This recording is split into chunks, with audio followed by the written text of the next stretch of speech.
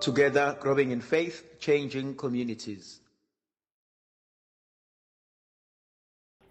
Makadunyiswe uJesu Kristo.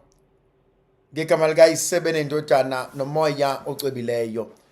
Umusa wenkosi yethu uJesu Kristo, uthando likaNkulunkulu uYise, ubuzalwane ngomoya ocwebileyo makube kini nonke.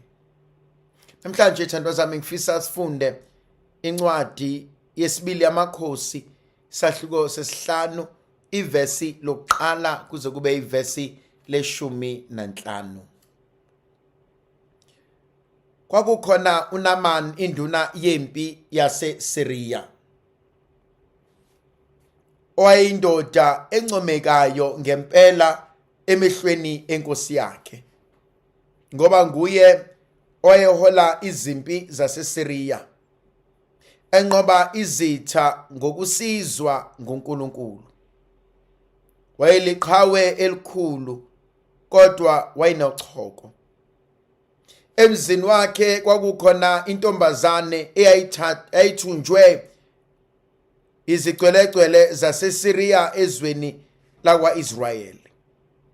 Yabe iyisigqila senkosikazi kaNaman. Yathi kuyo, sengathi inkosi yami ingabonana nomprofete waseSamariya. Ngempela ubengayiphilisa kulolu choko lwayo. Ngokunjalo ke uNaman wahamba watshela inkosi yakhe lokhu okwakushiwo intombazane yakwa-Israyeli. Inkosi yaseSiriya yathi, hamba ngizokuphathisa incwadi uyinike inkosi yakwa-Israyeli. Wahamba ke waphatha amathalente 10 emali emhlophe nezinkulungwane eziyisithupha zezinhlamvu zegolide nezingubo ezinhle ezili-10. Wabesebanika inkosi yakwa-Israyeli incwadi okwakulotshwe kuyo ukuthi, yamkela incwadi yami, uqonde ukuthi ngithumele kuwe induna yami uNaman ukuba umelaphe uchoko lwakhe olumphethe. Kwathi ukuba inkosi yakwa-Israyeli ifunde lencwadi, yadabula izingubo zayo yathi, kanti mina nginguNkulunkulu yini, yena unamandla okubulala nokuphilisa, ukuba ngase lo muntu athumele izwi kimi lokuthi ngilaphe lo muntu uchoko lwakhe na? Ake nibheke ukuthi nje uzama kanjani ukuthola icebo lokulwa nami.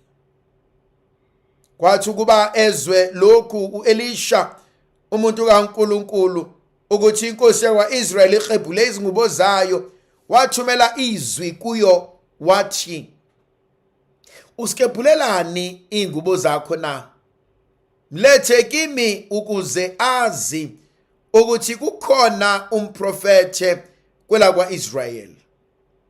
Ngokunjalo ke wafika uNaman namahashi akhe nenqola yakhe yobukhosi, wamisa ngasemnyango wendlu ka-Elisha. U-Elisha wayesethumela kuNaman umbiko ukuthi, hamba uyogeza kasikhombisa eJordani, yikhona uyohlanzeka. Wathi ukuthela uNaman esefuna ukuphindela emuva wathi, bengithi uzophuma ezekimi, ame abize igama lenkosi uNkulunkulu wakhe, athinte ngesandla sakhe izilonda zami, angiphilise. Kanti imfula yaseDamascus ihabhama nephaphara ayingcono yini kunalo onke amanzi akwa-Israyeli na?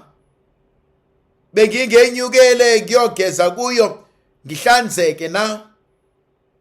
Waphenduka esefuna ukuhamba ethukuthele. Zasondela ikhonzi zakhe zathi kuye, baba, nxa ngabe umprofete ebekuyalele okunzima, ubungayikwenza yini na? Pho kakhulu kangakanani ngabe umlalela la ethi geza uhlanzeke. Wehla ke uNaman wabhukuda kasikhombisa eJordani njengoba umuntu kaNkulunkulu emtshelile. Waphuma ehlanzekile, isikhumba sakhe sesinjengesengane. Wayesephindela kanye nabo bonke ababenayo kumuntu kaNkulunkulu, wema phambi kwakhe wathi, ngempela sengiyazi ukuthi akukho omunye uNkulunkulu emhlabeni wonke kuphela uNkulunkulu kaIsrayeli. Thandwa zami, yangithinta le ndaba. Kwakhona indoda encomekayo phambi kwenkosi yayo. Yayenze kahle konke. Kuthe noma seyixakeka, inkosi yayo yaba nomusa kuyona, ngoba yayihambe kahle phambi kobuso bayo. Yabona khona izinto esizenzayo, sizenza ngoba kuthina vele kufanele. Vele ngafundiswa ukuhlonipha, vele ngakhuliswa ngalolu hlobo. And so lowo muntu lento asuke yenza yinto akhule ngayo. Into engithinta kakhulu, uthe sexakekile ebese inkosi ikhumbula ukuthi uNamani uyinsizwa encomekayo, uhambe kahle emehlweni ami, ungilwela izimpi ayinqobe. Akuve kulula ukusiza umuntu ohloniphayo. Akuve kulula ukusiza umuntu ozothile. Akuve kulula ukusiza umuntu ongumuntu. Akuve kulula. Ngoba noma ngathiwa khona into ebingakuvimba, uyashesha umsize ngoba ayibo ave umuntu lana, ave kwazi ukusiza abantu, naye ave kwazi ukuphilisana nabantu, ave emnandi emlonyeni. Khona okunye okungithintayo. Inkosikazi yakhe inesigqila esathunjwa kwaIsrael. Isona esiya kuyena sithi umyeni wakho indaba ngayi kwaIsrael, ngoba ukhona kwaIsrael ongamsindisa.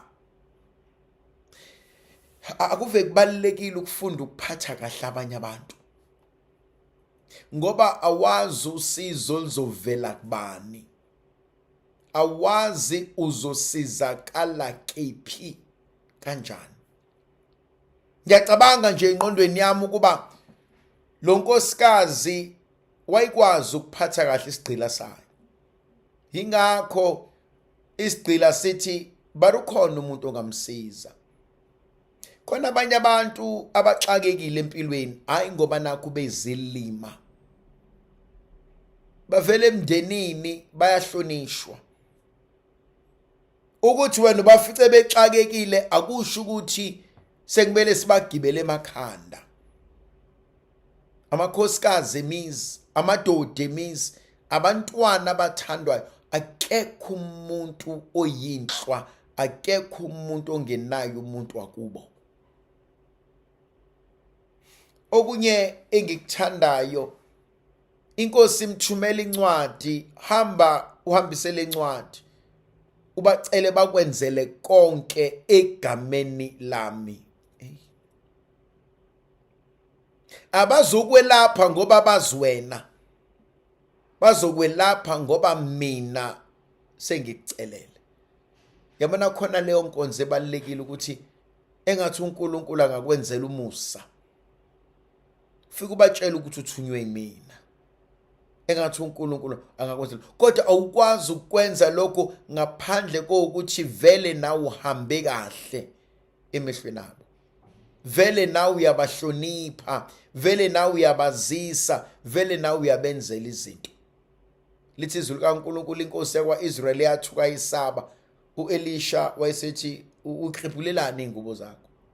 Awazini wena ukuthi ukhona uNkulunkulu kaIsrael. Awazini wena ukuthi uNkulunkulu wakaIsrael uyakwazi ukuhlambulula uchongo? Awazini wena ukuthi uNkulunkulu wakaIsrael uyakwazi ukwenza izinto zenzeke?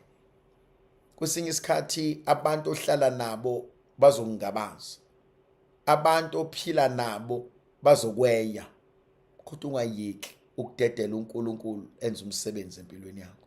Indlovukazi yezulu ayibenathi isibusise isivikele, mayisikhanyisela isinika amandla nomusa nothando likaNkulunkulu, yena onguyise benendodana nomoya ocwebileyo. Amen.